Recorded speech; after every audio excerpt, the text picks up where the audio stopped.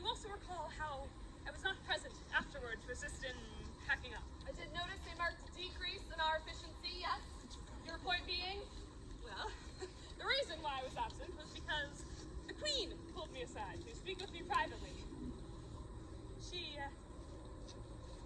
said that she very much delighted in the character of Sir John Falstaff and his antics in both parts of Henry IV. And then she said that she would very much like to see him performed in another one of our plays. And of course I said, as you wish, Your Majesty. And so she formally commissioned a brand new play, right there on the spot, with the only inkling as to what she'd like to have happen in it, being that in this one, let him be in love. Well then, this is most excellent news. We shall write to the palace and inform Her Majesty that a new play about her favorite disgraced knight shall be ready in 3 or 4 months' time. That should give you ample time to write Queen Elizabeth a comedy worthy of her royal status, while fulfilling your regular duties to the Lord Chamberlain's men here at the Globe. Yes, well, about that. I can already ascertain I'm about to admire or admonish the next words that escape your lips. Prithee, continue. Her Majesty desires that the play be written and performed a bit sooner than 3 or 4 months' time. How much sooner? 2 weeks. I'm sorry, I must be hearing things. When? 2 weeks. 2 weeks? How are we supposed to get a new play written, staged, and ready for a court performance of all things in 2 weeks?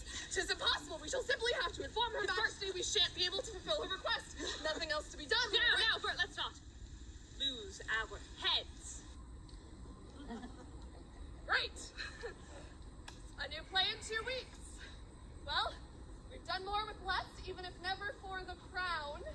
Very well, I shall inform the company. Can I go chairs to the stage, please? Chairs to the stage, please. Brother, such projection. Are you certain you'll never join us on the boards? Not the time, Richard. Gentlemen, there is much to be done and little time to do it in. So we heard. Queen Elizabeth desires a play that features John Falstaff, my star character. Let it not go to your head, Kemp. There's hardly any room for anyone else on stage when your Falstaff appears. It's no wonder we'll cut him from Henry V. Yet Her Majesty desires that he go once more unto the breach, dear friend, and not your King Henry.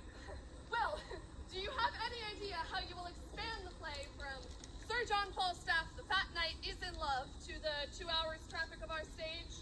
Well, as I see it, Falstaff views wooing women the same way he views cups of beer. 2 is always better than 1. Which means we shall require your unique perspective, Master Cook, as our resident interpreter of the fairer sex. 2 leading ladies. Cuthbert, I expect a pay raise. Will, you must start writing at once. We are at your service. We shall be your sounding board and fellow storytellers. Now say, how does it begin?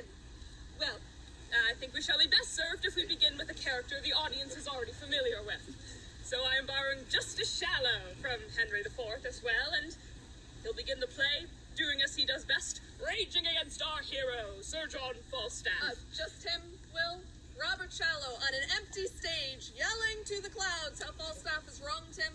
Well, I have a device to introduce his nephew, Abraham Slender, as part of a subplot involving a host of suitors.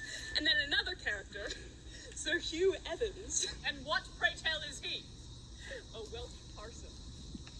That is comical because... He's Welsh.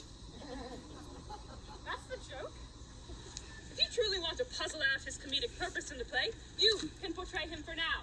Please, Master, if we could just get this first act up on his feet and then proceed from there. Oh, I think not, Master Shakespeare. I built this theater with my own hands. I reserve the right to do as I please while under its roof. I shall be your scribe, and that is enough for any man. Oh, very well. Actus primus, scena prima.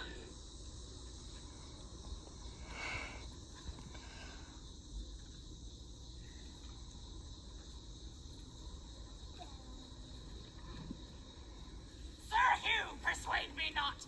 If he were 20 Sir John Falstaffs, he should not abuse Robert Shallow, Esquire.